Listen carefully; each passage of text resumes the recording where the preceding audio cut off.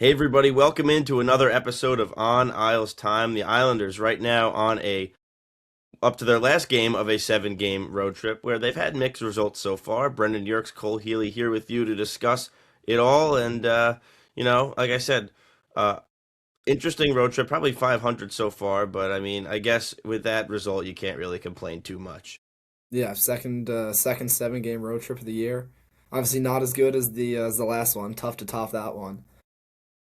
Yeah, I mean it's middle of winter going up to Canada. It's not the most pleasing place to be at this time of the year. Yeah, you're happy with 500. Hopefully they finish off in Seattle tonight with a win. Right. And we got a couple more weeks, about two until the Olympic break, which I think will come at a perfect time for this team. Obviously, everybody has injuries, but missing Horvat, they've been able to chug it along as far as they could. And I think they're starting to really see the effects of not having him play, goal scoring being a little bit of a problem. And just overall, it seems like it's just kind of hit a stalwart. And I think getting back home on Saturday against Buffalo will be really big for this team. But before we get into today's episode, make sure to follow us on social media at On Isles Time, ONISLESTIME, on TikTok, Instagram, and Twitter. So, uh, the road trip that we were just saying, 3-2-1 to this point. So, I guess, more wins. Well, same amount of wins and losses, I guess, but if you count the, extra point, the NHL style, but you would think not so bad, but it's a pretty odd one as the teams they've beaten and the teams that they've lost to. Like obviously, they beat Minnesota, Edmonton, and Vancouver, but they lose to Nashville, Winnipeg, and Calgary. So pretty odd thing here, and it's pretty much the way it's been all season. The Islanders have rose to the occasion and defeated some of the league's top teams. Like we said, Minnesota, Edmonton. They beat in Colorado. They beat Dallas, but then they lose to teams like Calgary and Nashville, and Winnipeg was at the bottom. But again, those two teams are playing better, obviously, but still, it's pretty odd the way that's going. Yeah, like I know we talked about it before getting on. It's like it just feels like they play down to their opponent's level, and it's been like that for a couple years. Like it's just whenever you always think, okay, here's their chance to really kickstart the run, right? They just kind of don't come out as hot as they'd probably like to, and then yeah, I mean, in fact, like that Winnipeg game was a great example. They're down 3-0. Obviously, they came back to tie it up, right? Nice little comeback there, and then again they go down. I feel like that's just a perfect example of that. I guess that trend, that theme with the team. But then obviously, you get they went down 1-0 early against Vancouver the other night. I was like, oh boy, here it's gonna happen again. Obviously, they figured it out, came to play. Anthony Duclair was looking like Anthony Duclair. I know we're gonna touch on him later.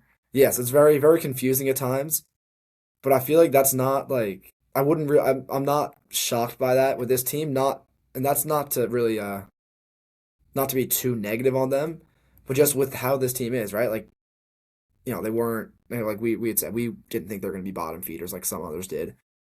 But it's just a weird spot, and we've talked about with JG Pageau, right? With the deadline coming up, like oh yeah, you could hold on to him, you could trade him, right? So it's like there's just so many. You're in such a weird spot right now with this team.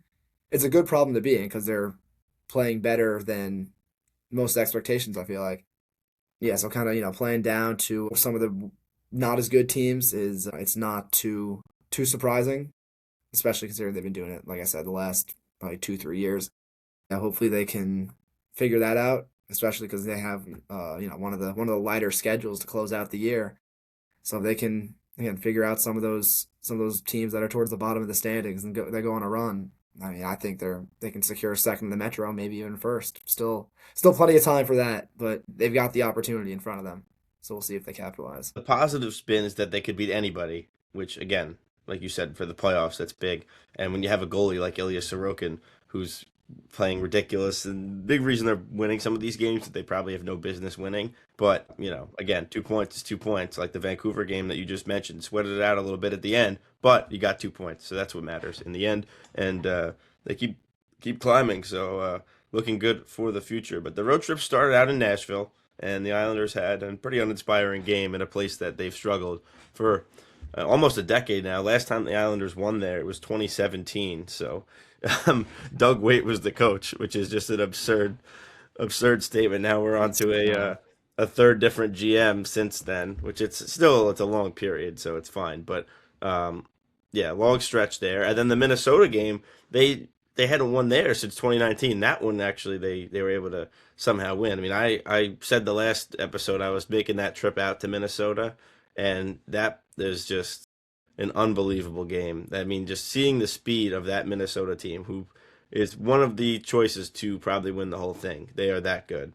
And see the Islanders, I mean, they skated with them. They gave up a million chances, but they skated with them. And Sorokin kind of saved the day, and then just getting your look in overtime, take advantage of it. I mean, they held on for dear life in the third, but got the point, got the win, and just being there on the road. You know, I've had some tough fortune on at road games over the past couple of years or so, especially with Nashville, like we said, they haven't won in a while, and what happened last year there. But to win that game with not many Islander fans in attendance, we met a couple, but that was just an unreal experience to see that one live. Thank you to Simon Holmstrom for that one. Again, lose to Nashville and then beat Minnesota. That makes total sense. Yeah, Minnesota was just they were flying. Like they even watching that on TV, it's like you notice the speed, right? But it's like okay, then it kind of evens out a little bit. I feel like they're just so like when they get to work in the offensive zone, like it's just bang bang, like they're all over the place, just flying.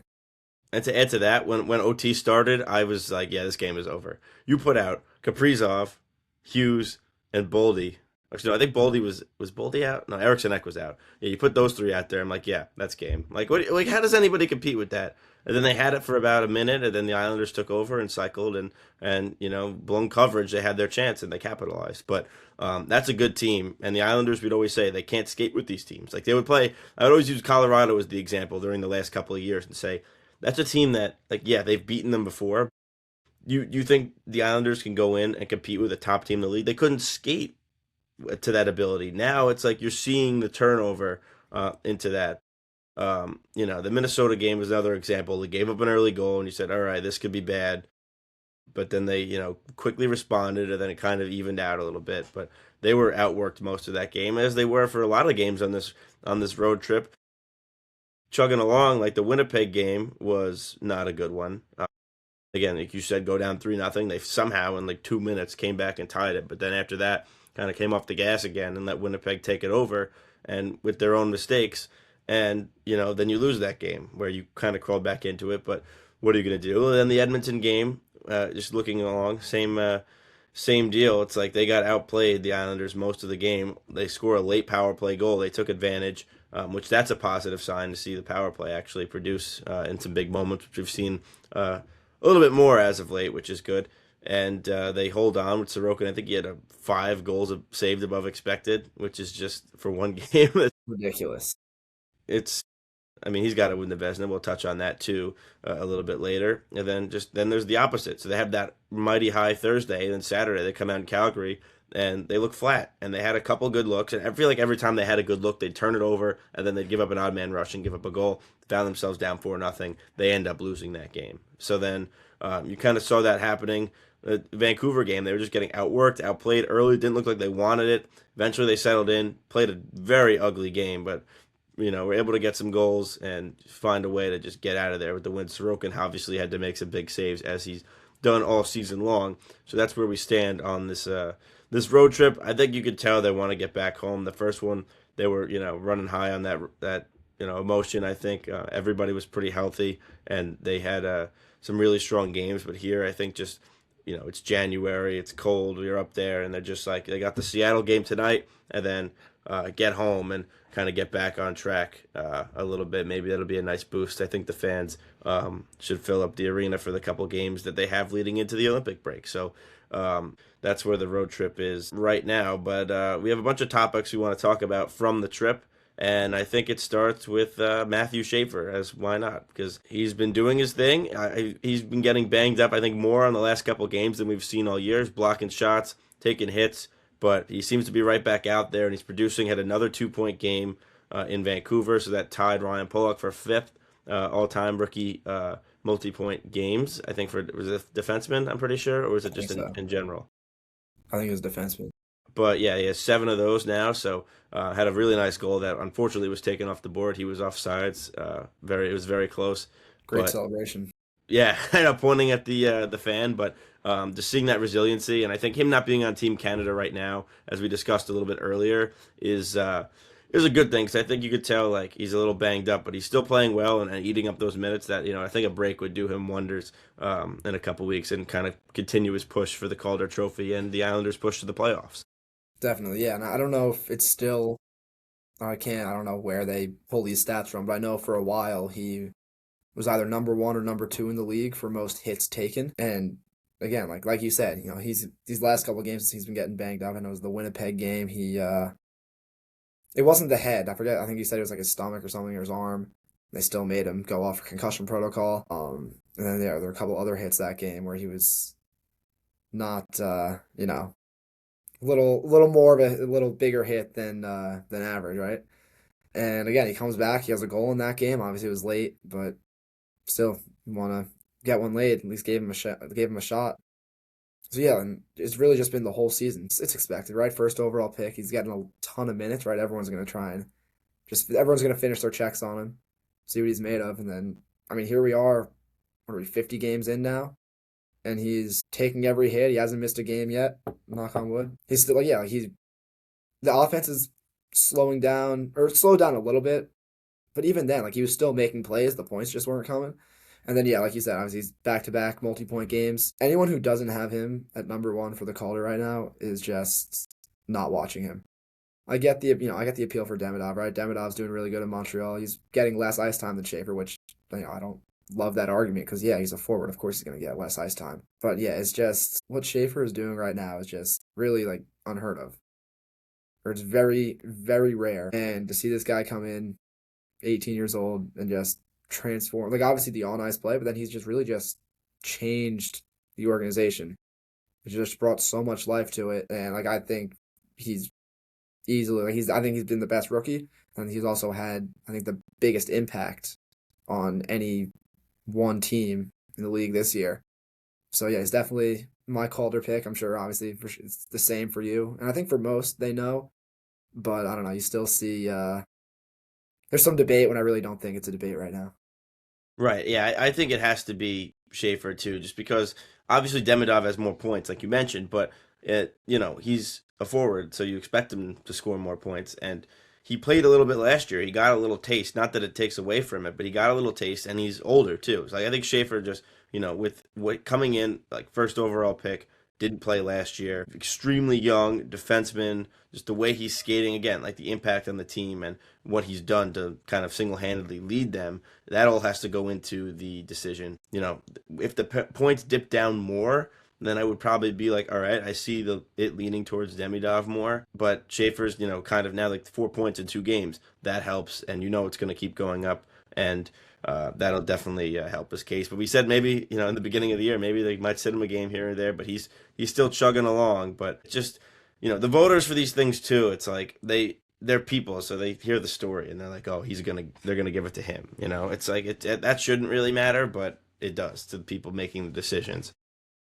Um, yeah, it's just been great to see him continue that while dealing with some adversity and hoping he could finish strong, leading into the break. Which I think how many games are there? They have I think 7 games until I was the gonna say so. I know they got two against the until Rangers. They Olympic got break. So Buffalo they have Saturday. they have the game against Buffalo. Obviously, well, I'm thinking after the road trip they have Buffalo. Then I know they have the 2 with the Rangers. Then they have Nashville at home, and then Pittsburgh and New Jersey. Unless I think I'm missing one there. Yeah, they got Buffalo Saturday, Philly Monday, Philly. Rangers Wednesday, Thursday, Nashville Saturday, Caps Monday, Penguins Tuesday, Devils Friday. So a couple back-to-backs there. Which is Trying to more than I squeeze even those thought. in They before really the tucked a lot break. of games into the 2 weeks. Yeah, That's a lot. 2 back-to-backs. That's a lot of hockey. So 9 games, or that's 8. I can't count. Yeah, they're really, really squeezing them in, and that's another reason I feel like this break is huge. so then that leaves what about 25 games or so left in the year after the Olympic break. So if the Islanders could kind of keep pace even without Horvat, win a bunch of games, and that'll put them in really good shape coming back because it's a lot of hockey after the Olympic break too. That if they could kind of have a nice cushion, not that there's going to be a big one just because of how close it is, but a cushion in the playoff spot compared to the rest of the teams in the Metro. I think they have like three or four. Obviously, they're in two, but if you clump two and three together in the Metro ahead of the fourth team, which is currently outside the picture because more Atlantic teams are in the playoffs, the wider they can make that gap, the better. And especially because they're playing a lot of divisional opponents in the next couple of weeks that they could keep distance from. Like you said, Washington's I think the closest one outside.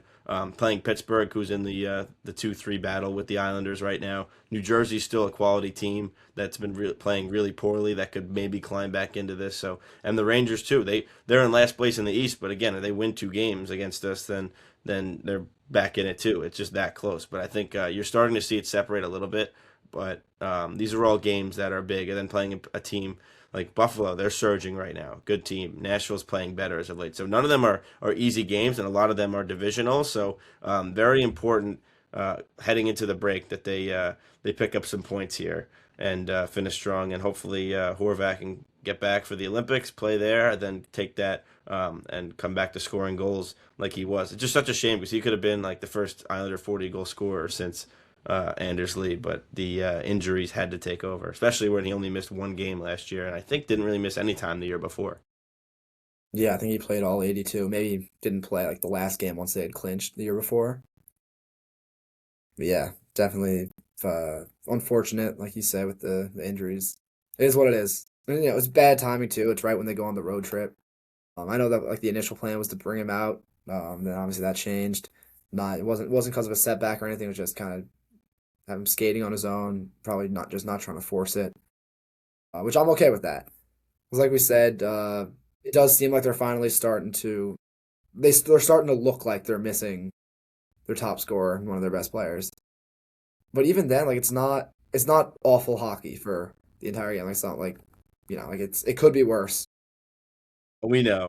They're definitely starting to feel the effects of no Horvat. But yeah, hopefully once they finish up this game in Seattle tonight, they get back home, and then hopefully Horvat's in the lineup And on Matthew Saturday. Dortch got interviewed the other day, and he said, we're even missing, obviously Horvat, but Paul Mary, he's not coming back. But you're missing another top six goal scorer who's having a really strong season, at least producing wise. I know the on ice, the other stuff people were a little critiquing him about, but he was scoring goals, and then not having Romanov on the back end, which now they're kind of had that revolving door of players, and you got to think that Isaiah George his time is coming soon. I've seen reports he's played really well in Bridgeport since coming back from injury, so maybe after getting him a little bit of seasoning down there, coming back on conditioning, then maybe they'll call him up and give him another shot. About a year later, since he got sent back last year, so I think another year in the minors probably did him well, and he could be a big piece on the left side of the defense moving forward. But we go on to talk about more things from this trip and the last few weeks. I think it's time we discuss Jonathan Drouin because I like the signing at the time. You like the signing at the time. We're not gonna go back now and say oh we shouldn't have done that because what's the point of that? Like I still I like the player. It's just as of late he hasn't done much of anything. Like I don't even think he's hurting the team. He's just not He's doing just anything. there. Yeah. He's just right. He's just out there. He's not scoring. I think he's probably in his own head at this point too. Like he's playing like okay defensively. Like I've noticed a few turnovers, but like then again he's had some good shifts where he's gotten the puck out and killed it off. But I just think that he's just out there and not hurting the team. But he shouldn't be on the power play still. I think they need to make that switch, and I believe they did. But yeah, he's really not. He has not produced. He hasn't scored in over 2 months. So we need something going there. Yeah, and like I'm with you. Like I like Duran. Obviously, last year's numbers were really good when he was healthy. He was playing with McKinnon, right? Like he's capable of being better. And again, like you said, like he's not hurting the team. He's not playing like bad. Like you're not watching. If you watch, you come in, you watch a couple shifts, and you see him, you're like, oh, okay, he looks fine, right? He's just there. But yeah, when you're being paid, what is he getting, 4 million? And like you're in you're expected to be scoring, right? You're on the power play. And he has what I think he had that 2 point game, and that was his first points in 10 games or something, or he had like 1 point the prior 10, something like that. And yeah, it's frustrating. Obviously with Horvat being out, if you want Giroud out there to take some face-offs, which, that's understandable. But yeah, it's at the point now, and it's been at the point for a little bit now where you're starting to get concerned. But again, with the Olympic break coming up, that can just be a good time for him to just reset, clear, 2 weeks, 3 weeks off. I think it's closer to 3 weeks. Yeah, he can just go clear his head, reset, and then yeah, hopefully once the Olympic break is over, he comes back and starts. Because I mean, I feel like I think he was close to point per game for the first 10 or 12 games, and then yeah, he's just production has just fallen off a cliff since then. Um, yeah, so hopefully this Olympic break can kind of give him an opportunity to come back with a clean slate and then start looking like how he did at the start of the year. Right. And I think, yeah, we said the Horvat thing, and we've needed other guys to step up. And Drouin hasn't really done that, but you've seen two guys step up. One being Simon Holmstrom, and the other being Anthony Duclair. We'll start with Holmstrom, who we touched on a bit earlier in this episode. I mean, I still, every time, even when he was not playing his best, I never understood the hate that I see online for this guy. I mean, he does everything. He is like the perfect like second, third line player in the NHL. He kills penalties, and you know what? He scores goals. I mean that Minnesota game was phenomenal. He got one early in the second, gets a good shot, rips like steps into it, and perfectly places, zips it past the goaltender. And then the overtime play, just the awareness, taking it himself, and then said, you know what? I'm going to cut to that perfectly placed 5-hole backhand, and he wins the game. And we've seen a lot of games where he just comes out and have a multi-point game. Some games he has no points. He feels like he is very streaky like that. Like he'll score a lot of games in a row, be hot, and then have a week off, and then he'll come back again. But you know what? He's producing. Like you saw him get a couple points in the game against New Jersey, the big rout. Obviously 9 goals. Like you expect most players to have a point in that game, but he's really stepped up as of late, and it's been needed with no Horvat, and this is a guy that he scored 20 last year. We wanted to see him do it again, and now he's at to the point where he started out slow. He's already up to 12 goals in 48 games played this year, and he's got half a point per game, and just doing it on all ends of the ice, and with different line mates too. And you're seeing success with that. So loving Holmstrom's game right now. Yeah, he's been great. Like you can put him anywhere in the lineup and he's gonna do well. You can put him on the power play, put him in penalty kill, and then yeah, just all through the you want him top six, you want him bottom six. Like he can go anywhere and he's gonna play well. Like you said, he's always different line mates, right? It doesn't even matter to him. Like he can find that he can build that chemistry with any guy on this team. Um, he doesn't look out of place. And then yeah, even when he's not producing offensively, he's still making things happen. Um, yeah, obviously I feel like there's been times where he should finish a couple more chances than he was, like during those cold streaks. But it happens. Sometimes you're just in a slump and you don't get the bounces. But yeah, he's been a bright spot on this team with the injuries. And yeah, just going back to that overtime goal in Minnesota, like he uses such a long stick, but he can like his hands are great. Like he can pull that puck in tight. Like, again, I feel like that goal the Minnesota goalie just wasn't expecting him to be able to pull it in that tight and get around him with that long reach. And we see it every time in the shootout too. He loves that backhand forehand, tuck it around the pad. He's got the variation, go backhand forehand backhand. Like his hands are great. I love watching him in the shootout. I love watching him when he gets some open ice. But yeah, he's definitely been a bright spot for this team with Palmieri and Horvat. Right, and the crazy thing is, I'm looking at his stats now. He started out the year 6 games without a goal. Then he scored his first one at home against Detroit, and then he scored the next game. Then he doesn't score, and he had on and off a little bit. Another long stretch without scoring. He went that whole 7 game road trip earlier in the year without a goal. Only had one assist in that span, right? And then they come home a little bit, still nothing. Really tough time through early December. He scores a goal against Vegas at home. Then he scores the next game. 3 games without a goal. Then back to back, he scores in those games. Another few games, no goals, 4 in a row. Then last week, 3 games in a row scoring. New Jersey, Nashville, Minnesota. He's a kind of guy that when he's scoring, and when he's not, he's not. But you at least know that you could trust his defensive game when he's not scoring. And then when he is, you'll get that big night from him. And when he does that, usually the Islanders win games, and he'll be a major factor in why they're winning games. So you know what? I'll take that game that just play defensively responsible. You're tough on your luck, and then bam, explosive game, 3 point night here, 2 point night here, goal and an assist, 2 goals, whatever it is. I'll take that. And he's still a very young player. Obviously, this is kind of what he is at this point. I know we're singing his praises here. I mean, he's 24. He'll be 25 in May.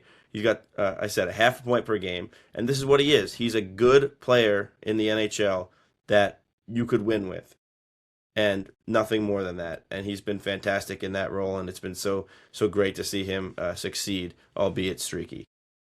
Yeah, I still think he's got a little more in or a little more room to grow offensively. Like he's got such a good shot, such an underrated Got to shot. use it.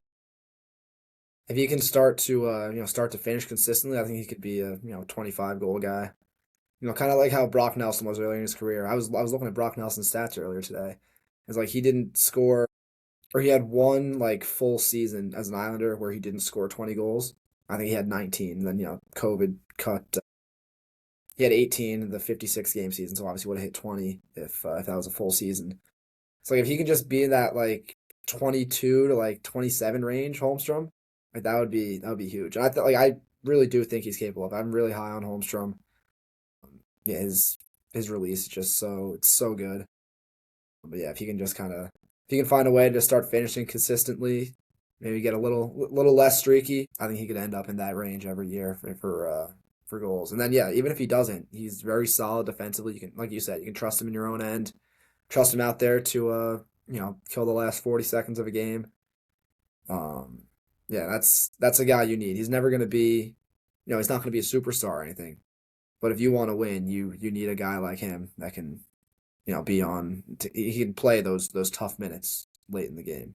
I love that you brought up Brock Nelson because I haven't heard that one before, and it actually does make so much sense because they both have great shots, and I feel like Brock kind of had that long stick too. Maybe not as good of hands, but not even as good defensively. But you could see that as they're entering their prime, they'll kind of increase. Because for Brock, I was always tough on him for years because everyone's like, "Oh, I love Brock Nelson," and now obviously I love Brock Nelson now. But in the early portions of his career, I was just like, I don't see it. Like he kind of goes cold for like long stretches, and now that just backs up what I just said.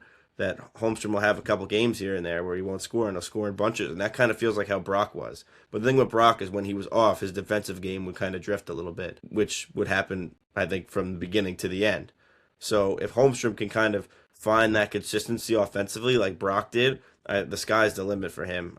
Which, like what you said, you think he has more in the tank, and it seems like this coaching staff is getting that out of him. But still, like seeing him produce more on the power play, seeing him use that shot, I always look back to the one, I think it was last year, late in the season against Montreal. He had a one-timer. I don't remember if it was power play or not, but it was just like top shelf. It's like that's in his bag, and you see like the first one against Minnesota, low shot, not a snipe, but perfectly placed, like a lot of zip on it.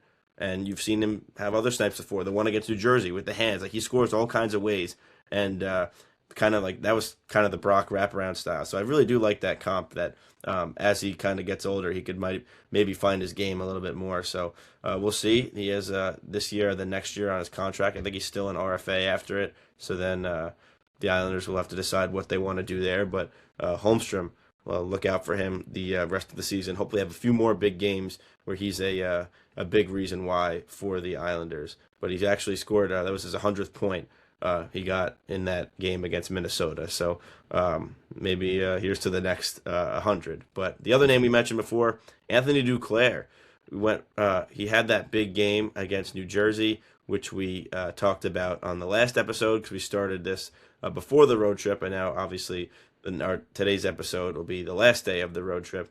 But since then, he's been one of the best players for the Islanders. He scored 2 power play goals, including the game winner in Edmonton. That was a great play by Cal Ritchie, who we'll talk about next. I mean, Ritchie just setting that one up, and then Duclair buries it. And last night, well, I guess not last night, Monday night against Vancouver, similar play. Right place, right time, perfect timing, and he scores. And just overall, he's been putting the puck in the back of the net. He's been playing with more purpose. We're seeing that speed that we were promised with Anthony Duclair, and now I think bringing people back to the light of why they signed this guy in the first place, and kind of playing for the contract. It's only 3.5 There's 2 more years after this year. People were concerned, but I think, I've said before, you're probably not getting that top six guy you thought you were, but now he's already up to 11 goals in the season. If he's like a middle six guy that you're paying for, you know what? That's good in my book at this stage, and he's producing. He's happy. He's playing well, and that's all you could really ask for from Anthony Duclair. Yeah, I was super high on Duclair when we signed him in July of 24. I pulled it up earlier. I had the jersey swap back from just about 6 years ago with Duclair in an Islander jersey. I was waiting for it for a long time. I was very excited when he finally signed. And then, yeah, I mean, obviously, we all know what happened last year. Is like preseason, Duclair, Horvat, Barzal. They looked great. They looked very solid. I think it was the first 7 games of the regular season, and Duclair tears his groin. And it wasn't really, it wasn't said in the moment what it was. I think it was training camp this year when Duclair said like he tore it completely off the bone. So it was bad. It was very bad. Yeah, so he came back. He probably came back too quick, right? He didn't heal fully. I know Patrick Wallace said there was some miscommunication with that, which is kind of insane that it's happening at this point, but that's besides the point. So yeah, he came back, struggled a lot. Obviously, Wallace said what he said in the I forget which game it was. There's some game last year where he was not too fond of Duclair's game, and then obviously Duclair takes a leave of absence, and he's done for the season. And there's just see so many people just bashing him, and it's like it's understandable. He didn't really have a good year, but I feel like there were enough Islander fans that knew he was still hurt. Like you could just tell he did not look like himself. He did not look fully healthy. And then obviously this past September we found out that was the case. And then it was a bit of a slow start this season.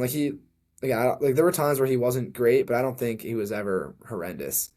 And then he gets I forget which game it was where he was a healthy scratch this year. And then was it Utah? Is that the game? Maybe. I just think that Watt pushed the right buttons on him this year. After everything that happened last year, just, you know what? We're going to sit you a game, and I think it just lit a fire under him, and now he started scoring. And I think that could do Drouin a lot of good. Just like, here, we want to give you a game off. We have a lot of guys trying to get in, and that could help. Maybe he'll score after that. Just give him, relax, watch the game from up here, and I think that could be beneficial. But it worked on Duclair. And to your other point, I don't think there's really anybody who's been bad this year. Yeah. There's players who haven't had good games and, haven't had the best moments. But overall, I think nobody's been consistently not good. And I think it's been a long time since we've been able to say that about any specific player. Yeah. Yeah. 'Cause even early in the year, right? Cizikas didn't look great. But that was what, 2 weeks, 3 weeks maybe, where he looked kind of bad. And then it was that Ranger game. I think what was it, November 8th? Whatever that, I think it was that Saturday night.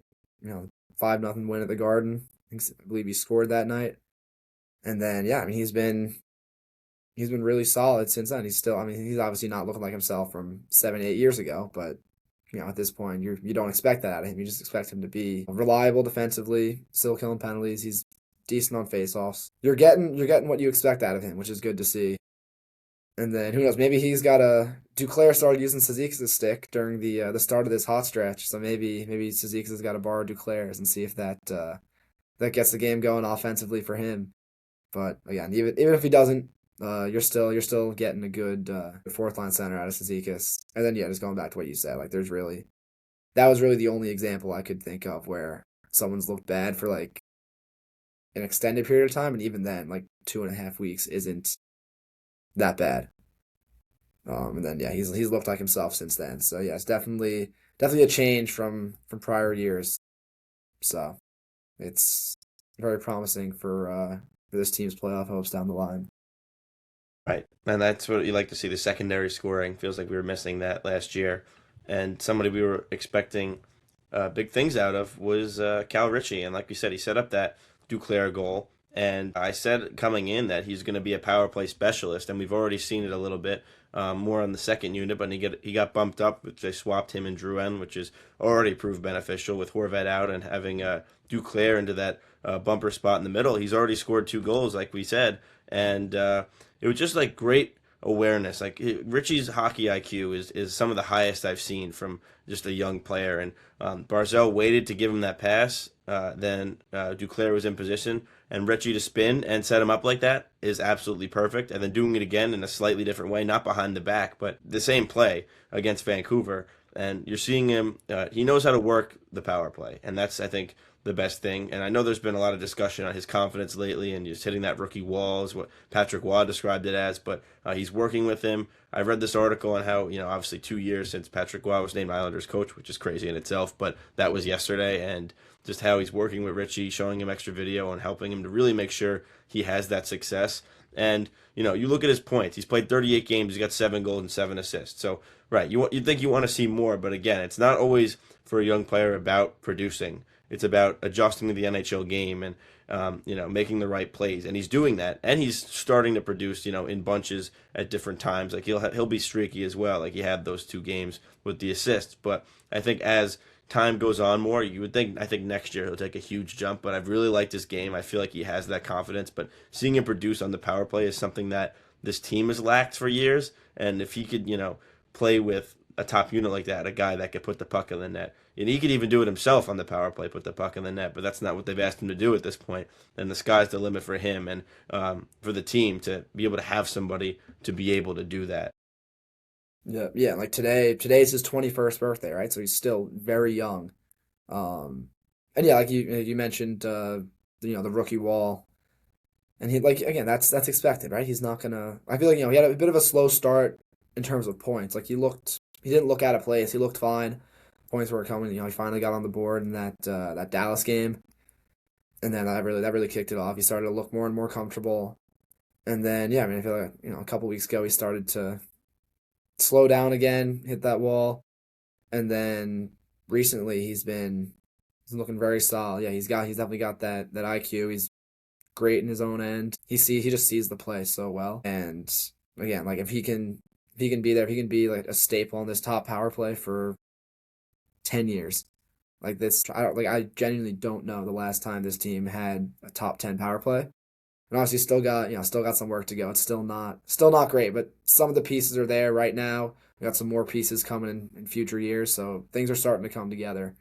And yeah, if he can just consistently produce on the power play, then that's going to be huge. And as far as young players and personnel, I guess 2 more we want to really touch on is the Russian forwards with Siplikov and Shabanov, where Shabanov's got most of the minutes. He's really struggled as of late, at least as far as producing. Again, I don't think he's hurting the team, but hasn't really contributed much offensively. And Siplikov only really playing in 1 game, it feels like in weeks. He played the other day in Vancouver, and I thought he had a tough time out there. So you got to think that maybe Siplikov's time here is coming to an end. Could be trade bait to maybe improve somewhere else.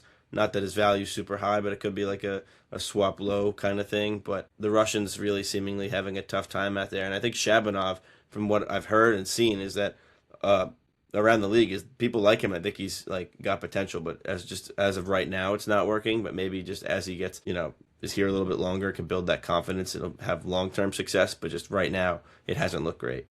Yeah, and like with Shabanov, like you can see the talent. Like there's times where I don't know, he just looks different than most guys when he's skating. Like, I don't know what it is. Like he's on that second power play, he's taking the puck up. Just the way he moves is different. I don't know how to describe it. Like if you like when you're watching him, you can tell. And again, that's a guy with great hands. He's really strong on his skates especially when he's got the puck. I definitely think he's got a higher ceiling than Siplikov. Again, going into last year, I was a big Siplikov guy. Thought he was gonna have a really solid year. He was still solid. He was invisible for a long period of time. I think it was like December to February. It was like mid-December to early February. He didn't have a goal. Uh, yeah, obviously you don't want to see that. I was hoping this year he'd take another step forward, but really hasn't done that. And part of that is just because there's so many, like we talked about earlier in the year, right? This team has so many like middle six caliber wingers.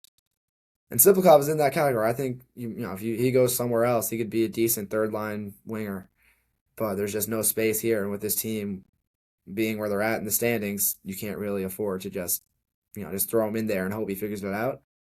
I do want to see this fourth line tonight. They got Siplikov, Zizekas, and Shabanov on the fourth line. So there's some potential there, something different. You got Gatcombe coming out and McLean moving up to the third line with Ritchie and Heineman. So there's some line shuffling here. Honestly, I think there's been a lot of shuffling recently, which it's a little more than I feel like I would if I'm on the bench. But again, I'm not Patrick Waugh, so I don't Right, get that's my to only drawback on get to Waz. make I that think he call. shuffles it too much, but I think at this stage when you're just dying for offense and you're on a road trip, that's just you need a little something, just a little spark. Just why not switch it up every time until you find something that works. You scored four in Vancouver, their last place in the NHL, so it's not really like that was like a total like domination. It felt like they had to scratch and claw for those four goals. Sure, why not? And then, again, once Horvat's back, it makes everything so much easier. But right now, it's just you're trying to make do with what you have. So fine. But we'll hopefully see the Russians figure it out. But yeah, Sipakov is just lacking confidence right now. You could tell, and obviously not Waz's favorite guy. So really the only player that he doesn't have a liking for, seemingly, which is interesting because usually there's coaches like we'd always talk about Trotz having different players in his doghouse, but Sipakov seems like the only one for Patrick Waugh. And Shabanov.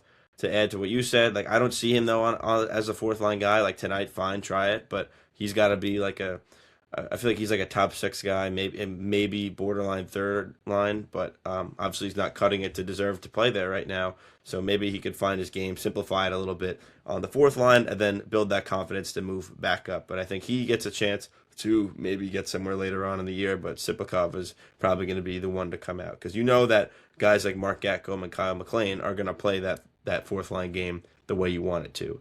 So that's something to keep in mind. And I think the last topic for today is the one, the only Ilya Sorokin. And we have to make the case that if he doesn't win the Vesna, which we might have talked about the last time, if he doesn't win the Vesna, something is seriously wrong with this league. He did not win in 2023. I will say it every time. He deserved to win. He took a middle of the pack Islanders team to the playoffs with an insane performance. He's had a few tough years, and now all of a sudden he's doing it again. He leads the league in shutouts.